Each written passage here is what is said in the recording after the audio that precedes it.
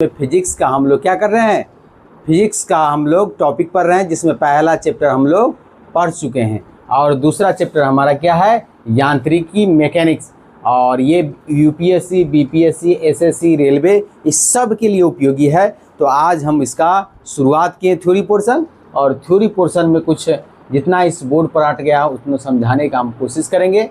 फिर next day हम लोग इसका आगे थ्योरी हम लोग करेंगे। तो आज हम लोग जो थ्योरी पढ़ रहे हैं वो थ्योरी में क्या कह रहा है कि गति किसे कहते हैं, विराम किसे कहते हैं, रेस्ट किसे कहते हैं, दूरी किसे कहते हैं और विस्थापन क्या है।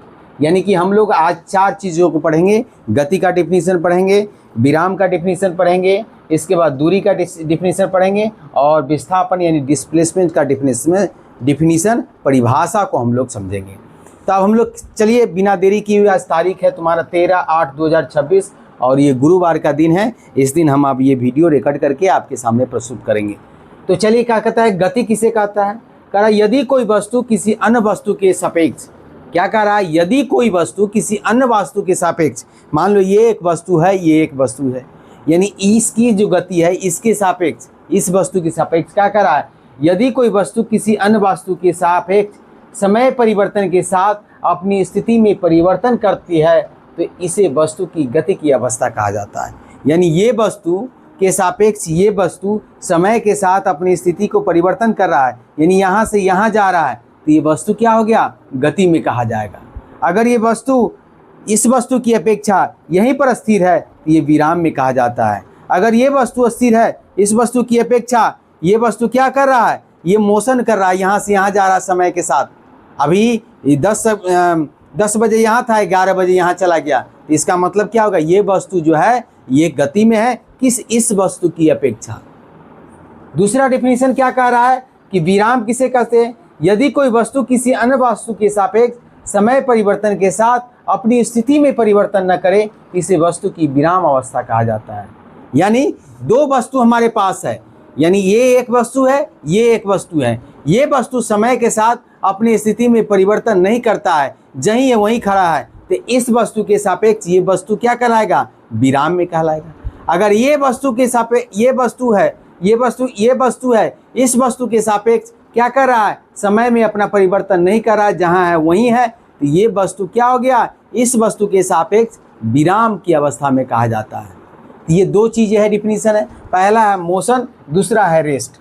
कह रहा है गति एक सापेक्षिक अवधारणा है। गति क्या है, ये कंपेयरिंग रिलेटिविटी अवधारणा है, मोनोपोली है। अतः किसी वस्तु के लिए एक वस्तु गतिशील हो सकता है जबकि दूसरे के लिए वही वस्तु स्थिर में प्रतीत हो सकता है। क्या कर रहा है, जो गति है, मोशन है, ये क्या है, रिलेटिवली है, ये एक दूसरे पर डिपेंड कर रहा है कि एक वस्तु दूसरे वस्तु की अपेक्षा क्या है। कह रहा है किसी वस्तु के लिए एक वस्तु, किसी व्यक्ति के लिए कोई वस्तु क्या होगा, गतिशील अवस्था में हो सकता है और कोई वस्तु स्थिर अवस्था में हो सकता है, हम ही के लिए हो सकता है।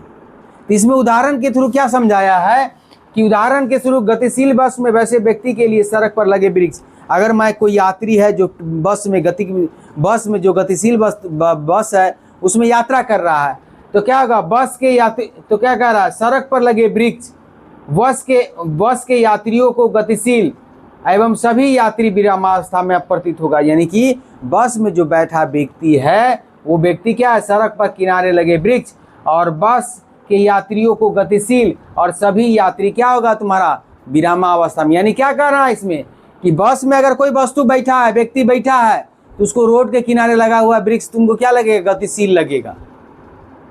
बात समझ में आ गया नहीं, ये कह रहा है। वही जो रोड के किनारे खड़ा व्यक्ति है तो उसमें क्या होगा, वो बस गतिशील नजर आएगा, उसमें बैठे व्यक्ति गतिशील आएगा, जबकि वृक्ष के जो पेड़, सड़क के किनारे पेड़ लगाया गया है, वो सड़क पर खड़े व्यक्ति के लिए क्या होगा, विराम की अवस्था में दिखाएगा।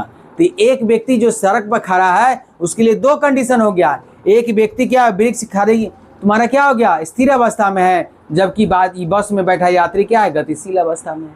तो ये क्या है, रिलेटिविलिटी अवधारणा है, रिलेटिवली अवधारणा है, यानी क्या हो गया तुम्हारा, ये सापेक्षिक अवधारणा है। दूसरा क्या कह रहा है तुमको, दूसरा हमारा तीसरा जो है, ये डिस्टेंस किसे कहते हैं। डिस्टेंस मतलब क्या होता है, दूरी होता है। तो कह रहा गति करती हुई वस्तु द्वारा तय किए गए संपूर्ण मार्ग की लंबाई को क्या कहा जाता है, दूरी कहा जाता है। यानी कोई वस्तु गति में है तो उसके द्वारा जितनी दूरी तय की गई है जी, उस वस्तु के द्वारा तय की गई संपूर्ण मार्ग की लंबाई, मान लो हम यहाँ गति है, हम गति करते हुए वस्तु है, तो हम यहाँ थे पहले, अब यहाँ से हम यहाँ आ गए, तो यहाँ आ गए, तो यहाँ से यहाँ जितनी भी दूरी हम लंबाई तय किए यहाँ से यहाँ तक, ये लंबाई हमारा क्या हो गया, ये लंबाई हमारा क्या कहलाता है, दूरी कहलाता है, दूरी कहलाता है। और दूरी क्या है, अदिश राशि है, और अदिश राशि का डिफिनेशन हम लोग पहले ही पढ़े थे। इसमें दिशा की कोई जरूरत नहीं होती है, समझे कि इसमें मैग्नीट्यूड की जरूरत होती है। और दूरी का मान हमेशा धनात्मक होगा, डिस्टेंस कभी नेगेटिव नहीं होगा, कभी जीरो नहीं होगा, हमेशा क्या होगा, डिस्टेंस धनात्मक होता है। अब विस्थापन पढ़ते हैं, डिस्प्लेसमेंट क्या कह रहा है, किसी वस्तु की अंतिम स्थिति तथा प्रारंभिक स्थिति के बीच की न्यूनतम दूरी को हम लोग क्या कहा जाता है, विस्थापन कहा जाता है। यानी कोई वस्तु की अंतिम स्थिति, कोई वस्तु यहाँ है और यहाँ पर चली आई, तो इस अंतिम, ये क्या कहलाया तुम्हारा, ये प्रारंभिक स्थिति हो गया और ये अंतिम स्थिति हो गया। तो अंतिम स्थिति और प्रारंभिक स्थिति के बीच जो न्यूनतम दूरी होगा उसी को हम लोग क्या कहते हैं, विस्थापन कहते हैं, उसी को इंग्लिश में डिस्प्लेसमेंट कहा जाता है। विस्थापन क्या है, यह एक सदिश राशि है, यानी ये एक वेक्टर क्वांटिटी है। ये क्या है हमारा, एक वेक्टर क्वांटिटी है। इसमें हमको दिशा और परिमाण दोनों की जरूरत होती है, डायरेक्शन और मैग्नीट्यूड बोथ आर रिक्वायर्ड। विस्थापन का मान हमको धनात्मक हो सकता है, ऋणात्मक हो सकता है और शून्य भी हो सकता है, लेकिन दूरी का मान हमेशा धनात्मक होता है। तो ये बेसिक डेफिनेशन था, आपको हम जो बताए हैं ये क्या है, बेसिक डेफिनेशन है किसका, ये इसमें हम पढ़े विस्थापन का, दूरी का, विराम का और गति का।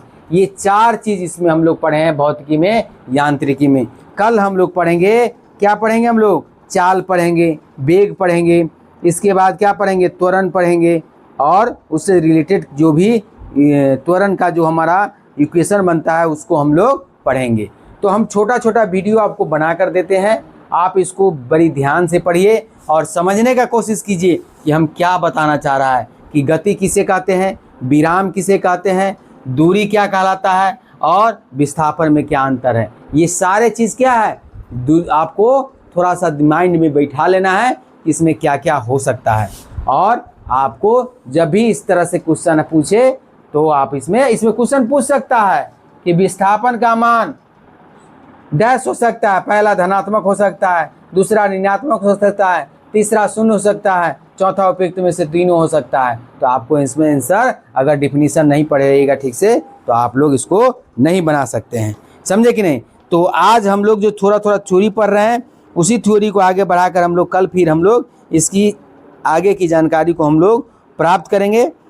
तो आज के लिए हम इतना ही रखते हैं, फिर हम लोग नेक्स्ट डे मिलते हैं और नेक्स्ट डे हम लोग इस पर आगे चर्चा करेंगे और धीरे धीरे हमारा ये चैप्टर ख़त्म होगा। तो आप हमारे साथ इसी तरह से बने रहिए। जय हिंद, जय भारत, थैंक यू, धन्यवाद।